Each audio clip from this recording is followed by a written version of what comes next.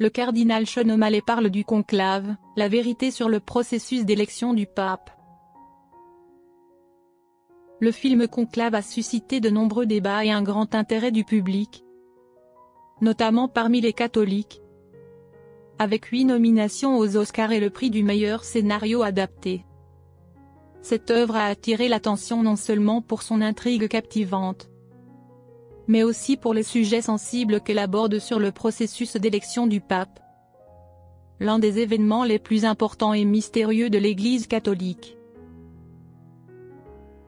Dès sa sortie, le film est devenu le centre de discussion animé parmi les universitaires, les responsables religieux et le grand public.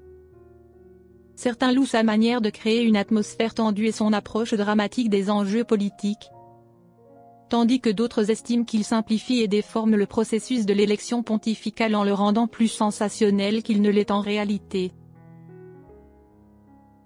Le succès du film ne réside pas seulement dans son scénario dramatique, mais aussi dans sa mise en scène soignée, ses décors minutieusement reconstitués et son casting talentueux.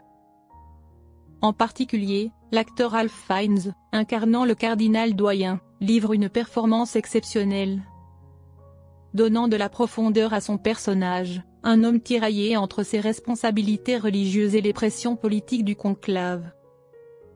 L'association du cinéma d'art avec un sujet religieux fait de Conclave une œuvre unique qui captive non seulement les catholiques, mais aussi les amateurs de films politiques et historiques. Cependant, malgré les éloges, le film a également suscité des critiques de la part des responsables de l'Église.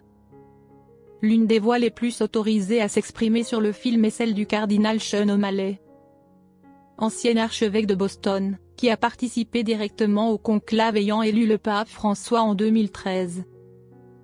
Son témoignage, publié sur son blog personnel, a particulièrement retenu l'attention du public, car il provient d'un témoin direct de ce processus solennel. Dans son article, le cardinal O'Malley répond à la question que beaucoup se posent. Est-ce vraiment comme cela que ça se passe? En comparant le film à la réalité, il répond sans détour. Ma réponse est non, ce n'est absolument pas comme cela. Cette déclaration brève mais puissante offre un regard différent sur le film. Celui d'un initié qui a vécu de l'intérieur ce moment clé de l'Église. Elle ouvre aussi un débat plus large sur la manière dont Hollywood et les médias représentent les événements religieux. Reflète-t-il fidèlement la réalité ou cherche-t-il simplement à construire un récit captivant pour attirer le public? Les observations du cardinal O'Malley ont éveillé la curiosité et la réflexion de nombreux spectateurs. Certains partagent son point de vue, estimant que le film exagère les aspects politiques et omet la dimension sacrée du conclave, tandis que d'autres considèrent que conclave permet au grand public de mieux comprendre un rituel parmi les plus secrets de l'Église catholique, même s'il n'est pas totalement fidèle à la réalité.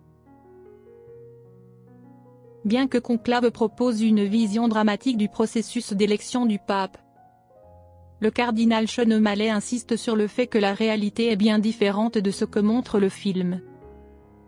Alors que sur grand écran, le conclave est dépeint comme un affrontement stratégique entre factions rivales cherchant à imposer leurs candidats. En réalité, il s'agit d'un processus profondément spirituel, imprégné de prière, de silence et de la guidance de l'Esprit Saint. Le témoignage du cardinal O'Malley offre un aperçu rare de ce qui se passe réellement derrière les portes closes du conclave. Selon lui, ce n'est pas une lutte de pouvoir où des groupes s'affrontent pour imposer leur influence, mais plutôt un cheminement intérieur où les cardinaux recherchent la volonté divine pour désigner le successeur de Saint-Pierre. Une décision qui impacte non seulement l'Église, mais aussi des milliards de fidèles à travers le monde. Tout au long de ce processus, nous sommes profondément conscients que des millions de catholiques dans le monde prient pour nous, afin que l'Esprit Saint nous guide dans notre discernement. Ces paroles révèlent un aspect peu connu du grand public: l'accompagnement de toute l'Église dans le processus d'élection du pape. Ce n'est pas seulement un événement interne au Vatican, mais un moment crucial vers lequel toute la communauté catholique du monde entier se tourne avec révérence et prière.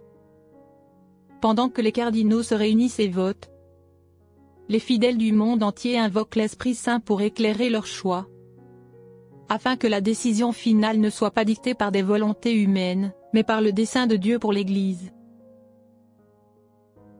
Une image hautement symbolique évoquée par le cardinal O'Malley le moment où les cardinaux tiennent leur bulletin de vote. Debout devant la fresque Le Jugement dernier de Michel-Ange, dans la chapelle Sixtine. Ce geste n'est pas seulement un rituel ancien, mais un acte empreint de signification profonde.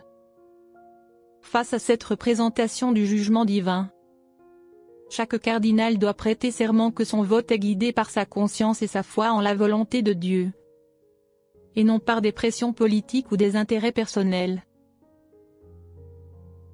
Et bien sûr, au moment où chaque cardinal dépose son vote, nous tenons le bulletin, debout devant la fresque Le Jugement dernier de Michel-Ange, et nous prêtons serment devant Dieu que nous élisons celui que nous croyons être le choix de Dieu pour l'Église. Cette image crée un contraste saisissant avec la représentation du conclave dans le film Conclave. Alors que le film met en scène un affrontement de pouvoir, avec des intrigues et des négociations secrètes entre les cardinaux, la réalité est tout autre. Il s'agit d'un processus profondément sacré, où les cardinaux assument une mission spirituelle, avec une responsabilité solennelle devant Dieu et l'ensemble de l'Église. Le témoignage du cardinal O'Malley ne se limite pas à rectifier l'image du conclave véhiculée par le film. Il rappelle également la dimension spirituelle de l'élection du pape. Ce n'est pas une course politique, mais un moment historique où l'Église cherche la guidance divine pour choisir le successeur de Saint Pierre. Un homme qui deviendra le père spirituel de plus d'1 milliard de fidèles à travers le monde. C'est précisément cette distinction qui confère au conclave sa sacralité et sa noblesse. Une réalité qu'aucun film ne saurait totalement retranscrire.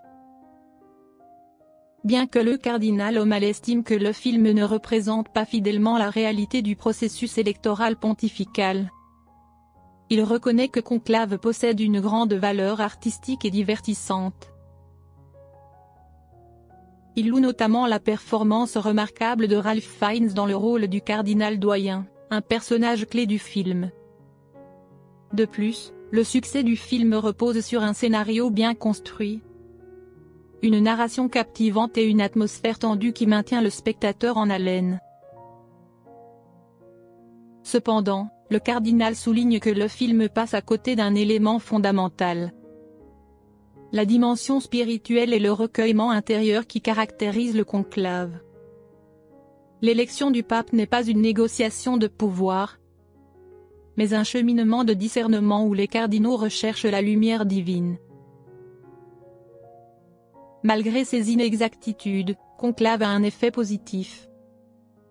Il suscite la curiosité du public sur le processus d'élection du pape et l'histoire de l'Église catholique. Grâce au film, de nombreuses personnes ont posé des questions, cherché à en savoir plus et explorer les événements marquants qui ont façonné l'Église au fil du temps. Le cardinal O'Malley conclut, si un aspect positif doit être retenu du film Conclave, c'est qu'il éveille la curiosité des gens sur les événements importants de l'Église. Et cette curiosité permet aux catholiques non seulement d'approfondir leur foi, mais aussi de partager leurs connaissances avec les autres. Avec un film aussi controversé que Conclave, l'essentiel n'est peut-être pas l'exactitude absolue des faits, mais la manière dont il favorise le dialogue et encourage une compréhension